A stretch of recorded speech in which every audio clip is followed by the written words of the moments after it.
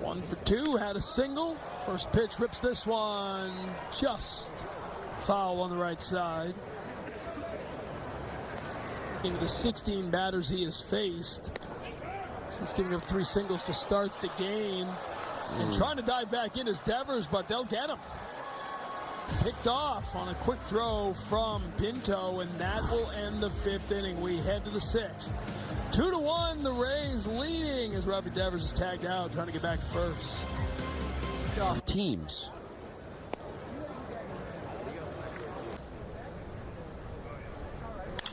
Ground ball, second base. Valdez gets over the throw, up and got him. Bit of an off-speed throw there, but a good stretch from Casas. There's one down here in the 6th. Valdez has to go to his right, gets his body in front of it. A little bit of a flat-footed throw, and doesn't really get much on it.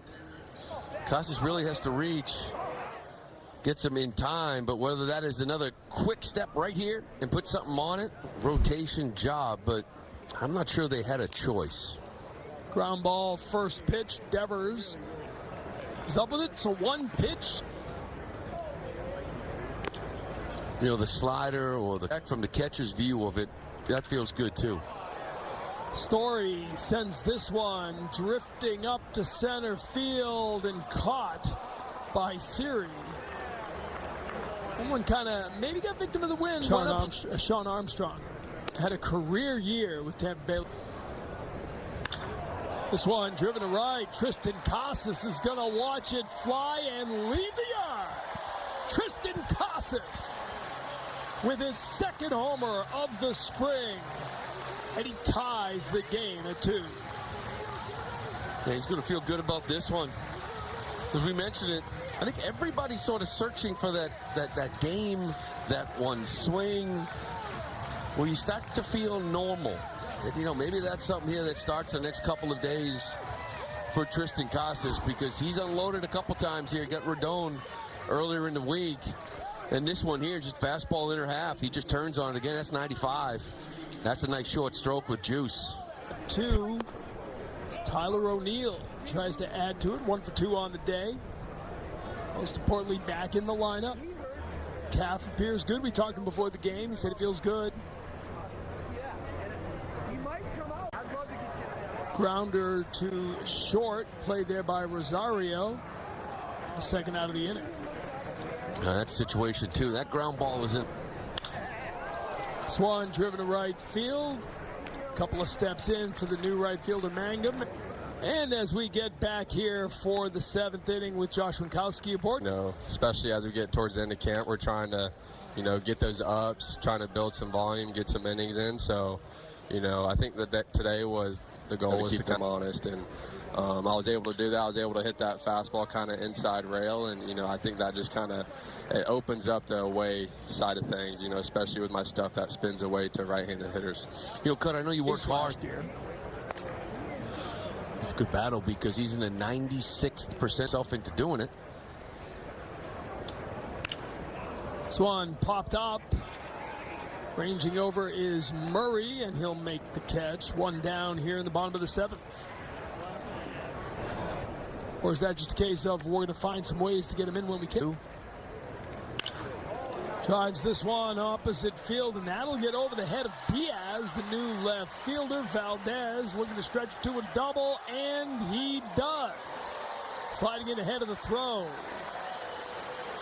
So 1-out double for Valdez here in the 7th inning. Yeah, that's one of the things he can bring to you, facing righties. You don't really face many lefties. It didn't look great early on here against Alexander, but if you're going to platoon, you like to have your righty be able to, lefty rather, be able to hit righties, and it's good fastball hitter from the right. 2-2 our score in the 7th. Both runners going as he showed the bunt. He pulled it back. The pitch is wild, and the runners advance. Alvarez gets a nice jump off second base. I give McGuire a lot of credit here at first. This ball almost clipped Jaron. I actually thought it might have. But, if you're Reese McGuire, you're not a... 2-1 from Smith. Reyes takes a call strike. Reyes drives this one right field, hooking foul. One thing we saw from Reyes is he just smashed a home run, his second of the spring. That one coming off Sean Armstrong. Now he's facing Birch Smith that he takes strike one. That was a better quality strike, though. That was good pitch in the out of third.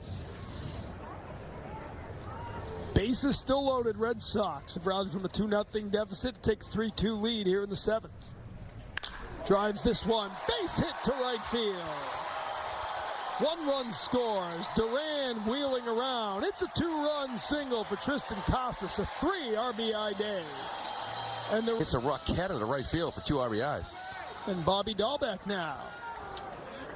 Batting for Tyler O'Neill.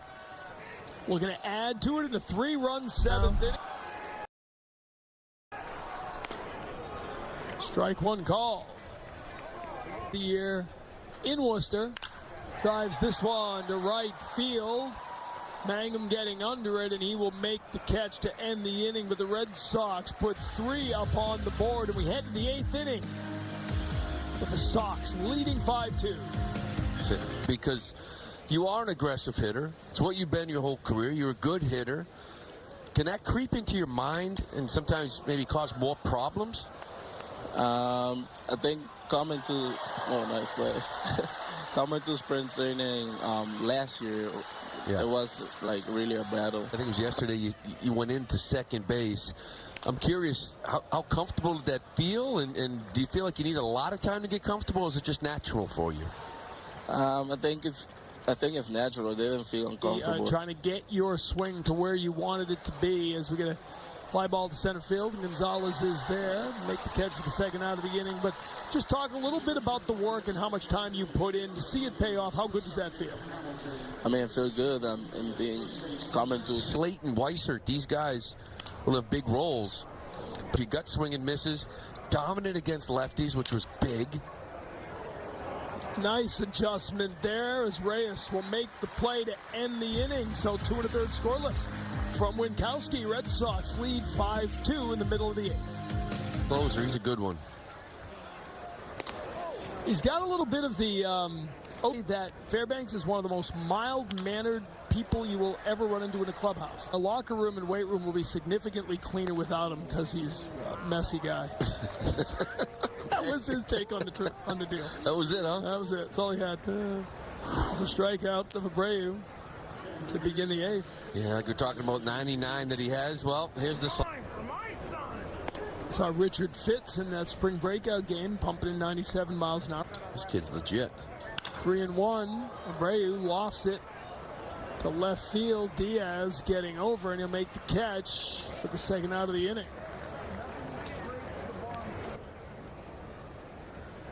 Had 14 games up with the Dodgers the year before. He sends this one to left field, and that'll be a base hit.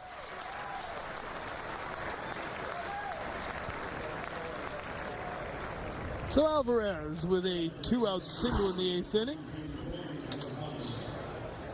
Short stroke, just get something over there. Best way to hit 99, not try to do too much. Let him supply the power. The zone we're looking to attack. Yep. Go ahead, Lou, take it. A little ground ball, Hamilton. Thank you. 6-3, piece of cake. Let's get back to Pete Fatsi. Pete.